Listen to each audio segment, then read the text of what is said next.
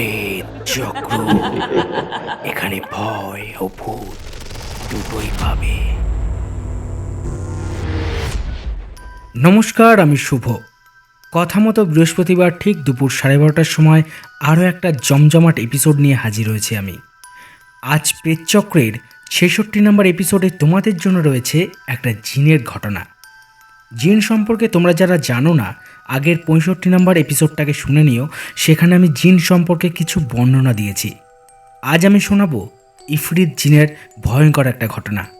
এই জিন নাকি খুব ভয়ঙ্কর এবং মানুষের সঙ্গে নাকি শারীরিক সম্পর্কও করতে পারে। এর থেকে বেশি আর কিছু বলছি না। ইফরিত জিন কী সেটা জানতে হলে তোমাদের পুরো ঘটনাটা শুনতে হবে। আর পুরো ঘটনাটা শুনে যদি তোমাদের ভালো লাগে তাহলে অবশ্যই তোমরা লাইক করে দিও, কারণ লাইক করলে আমরা খুব মোটিভেটেড ফিল করি। আর অবশ্যই কমেন্টে জানিও যে ঘটনাটা কেমন লাগলো। আর যদি নতুন হয়ে থাকো আমার চ্যানেলটিকে সাবস্ক্রাইব করে নিয়ে আমাদের সঙ্গে থাকো। আজকে আর কথা বাড়াবো না, সরাসরি ঘটনায় চলে যাব।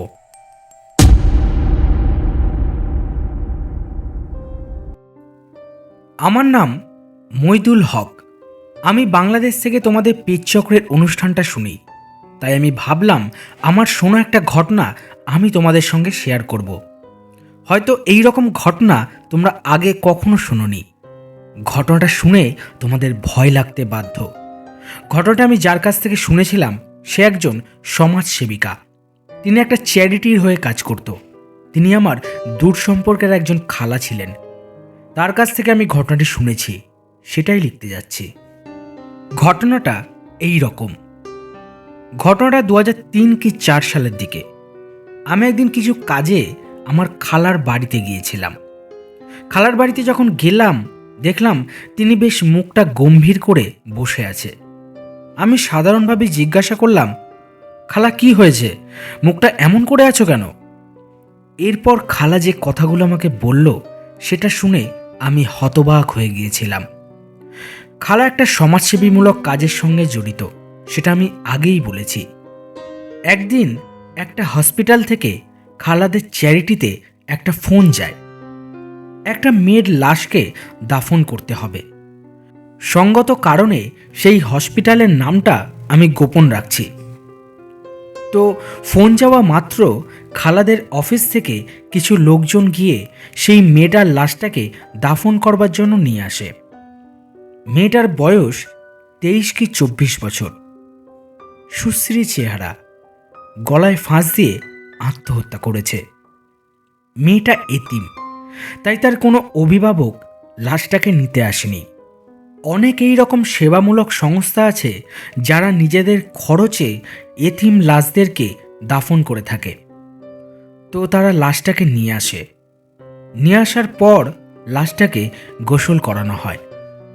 আমার খালা এবং আরও একজন মহিলা দুজনে মিলে লাশটাকে গোসল করাচ্ছিল।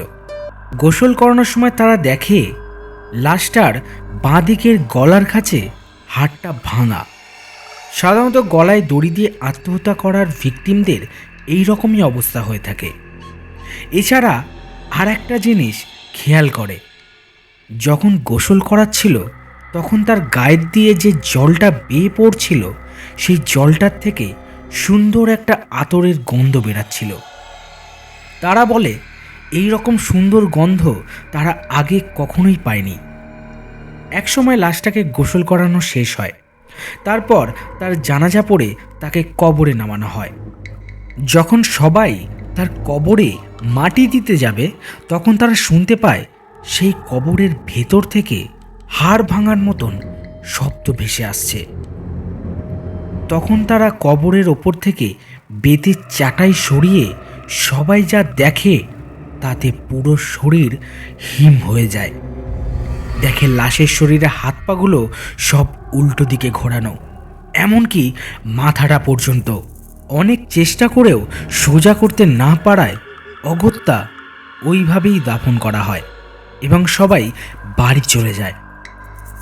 এই ঘটনার পর থেকে আমার খালা সেই মেয়েটাকে প্রায় প্রতিদিনই স্বপ্নে দেখতে পেত।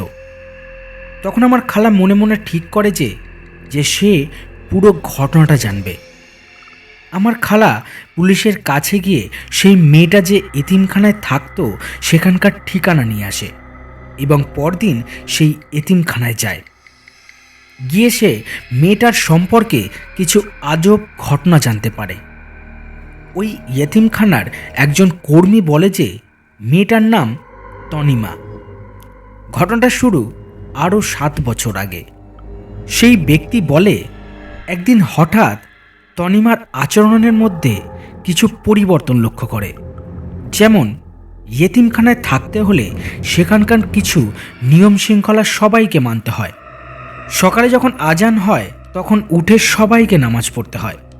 কিন্তু তনিমা হঠাৎই নাকি নামাজ পড়া বন্ধ করে দেয় এবং যখন আজান দিত তখন সে অদ্ভুত রকমের আচরণ করত এবং বালিশ দিয়ে মাথাটা ঢেকে শুয়ে থাকত যাতে আজানের শব্দ তার কানে না যায়। এই রকম পাগলামিগুলো দিন দিন বাড়তেই থাকে। তাই তনিমা যে পাগলামিগুলো করছে সেটাকে অলৌকিক সন্দেহ করে একজন হুজুরকে ডাকা হয়। হুজুর সবকিছু দেখে বলে হয়তো তনিমাকে কোনো জিনে আছর করেছে। হুজুর অনেক রকম চেষ্টা করেও সেই জিনের পরিচয় জানতে পারেনি।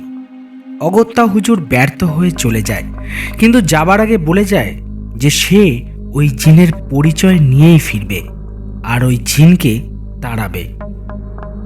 কিন্তু ওই জিন তনিমার ওপর শারীরিক অত্যাচার করত, এমনকি সহবাস পর্যন্ত। তনিমা এসব সহ্য করতে না পেরে সে নিজেকে নিজেই শেষ করে দেয়। এরপর আমার খালা আরও কিছু অদ্ভুত ঘটনার সম্মুখীন হয়। যখন সে ওই মেয়েটির পোস্টমর্টম রিপোর্টটি দেখে, রিপোর্টটিতে দেখাচ্ছে তনিমা নাকি প্রেগনেন্ট ছিল। এই ঘটনাটা শিওর হওয়ার জন্য সে ডাক্তারের সঙ্গে কথা বলে এবং যে ডোম সেই মেয়েটার লাশটাকে ব্যবচ্ছেদ করেছিল সে জানায় মেয়েটা প্রেগনেন্ট হওয়া সত্ত্বেও তার গর্ভে কোনো ভ্রূণ ছিল না। খালা এটা শুনে ডাক্তারের সাথে আবার কথা বলে, এটা কিভাবে সম্ভব? তখন ডাক্তার বলে যে কিভাবে সম্ভব জানি না, কিন্তু এটাই ঘটেছে। আমরাও অবাক হয়ে গিয়েছি ব্যাপারটা দেখে। তখন খালা বুঝতে পারলো যে হয়তো এই ব্যাপারটার মধ্যে কোনো অলৌকিক ঘটনা রয়েছে। তাই সে আর কিছু না বলে যে হুজুর তনিমাকে দেখেছিলেন সেই হুজুরের কাছে যান এবং তার কাছে সব ঘটনা জানতে চান। তখন হুজুর যা বলে সেটা শুনলে আপনারা হয়তো অবাক হয়ে যাবেন। হুজুর বলে তনিমাকে যে জিন আছর করেছিল সেই জিন হলো জিন জাতিদের মধ্যে সব থেকে ভয়ঙ্কর। এর নাম ইফরিত। এই জিনের প্রধান অস্ত্র হলো অপবিত্রতা। তাই আগেই বলেছি ইফরিত জিন জাতিদের মধ্যে সবচাইতে ভয়ঙ্কর ও বিপজ্জনক। তাদের কখনো দেখা যায় না, তবে তাদের আওয়াজ শোনা যায় এবং তাদের অস্তিত্ব অনুভব করা যায়। এরা মানব নারীর সঙ্গে যৌন সম্পর্ক স্থাপন করতে পারে এবং এতে করে সেই মানব নারীরা অন্তঃসত্ত্বাও হয়ে থাকে। সাধারণত মানুষ 9 মাসের মাথায় জন্মগ্রহণ করলেও ইফরিতের সন্তান জন্ম নেয় 1 মাসের মাথায়। তার ঔরসেই মানব গর্ভে মাত্র 29 দিনে বেড়ে ওঠে ওই ভ্রূণ। ওই বাচ্চা যখন বড় হয়, বড় হওয়ার জন্য মায়ের শরীরের কোনো পুষ্টিই তার প্রয়োজন হয় না, কারণ একে পুষ্টি দেয় স্বয়ং শয়তান জিনদের বাদশা ইফরিত জিন। এই সন্তান নাকি ভবিষ্যতে ইফরিতের হয়ে বংশবিস্তারের ধারা অব্যাহত রাখে এবং এইভাবেই ইফরিতের অস্তিত্বকে টিকিয়ে রাখে যুগের পর যুগ।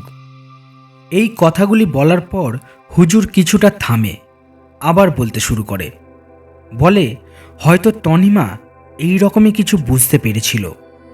ওই যে তুমি বললে যে তার গর্ভে কোনো সন্তান পাওয়া যায়নি, হয়তো সেটাও ইফরিতেরই সন্তান ছিল। হয়তো তাকে বড় হতে দেবে না বলে তনিমা নিজেকে নিজেই শেষ করে দিয়েছে। ঘটনাটা এইখানেই শেষ।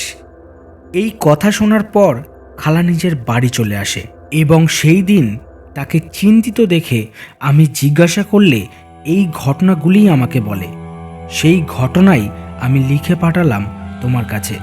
আশা করছি তোমার ভালো লাগবে, তুমি ঘটনাটা শেয়ার করবে সবার সাথে। নমস্কার।